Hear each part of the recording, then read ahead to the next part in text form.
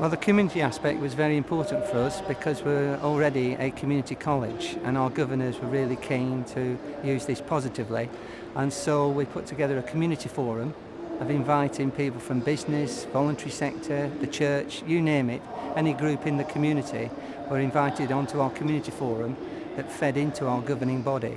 As a language college, we've done a lot of work with adults,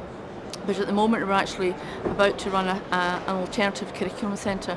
which means that we'll offer hair and beauty training to young people and adults, and also offer facilities to older people so they can actually come and see what young people are doing and to try and bridge that gulf. We're a centre for Chicken Shed Inclusive Theatre as part of our community development programme. So we have now our own Habit Shed, as we affectionately call it, standing for Havering Abs Cross Inclusive Theatre. So to see able-bodied children working with disadvantaged children is really very moving and very marvellous. And our partnerships with the colleges and the schools, the primary schools and secondary schools is also excellent. My head of dance has taught dance GCSE in 2 other secondary schools, for example, contributing to their success, and I think that collaborative approach is very important to us. Well, the wider community, we are already sort of working together by supporting our local schools, by providing ICT equipment, we're providing training, we're actually bringing lots of our community in for our enterprise days, for example. Instead of going actually to the local businesses, which we do as well as going to the local businesses, we bring in members of the community, local youth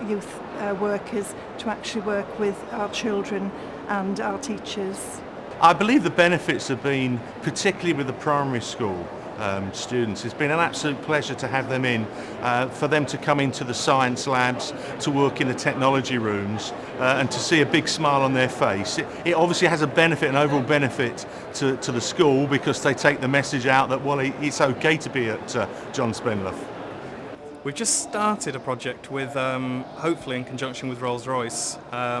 regarding a flight simulator for the space shuttle. What we're hoping to do is use some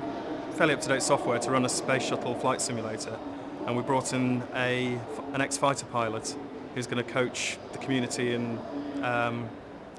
teachers, pupils, anyone who's generally interested in it would be involved in actually being coached by an ex-fighter pilot and how to fly this flight simulator using sort of the ICT, and also being taught by the science department sort of the basics of space and space flight and how it differs from normal flights.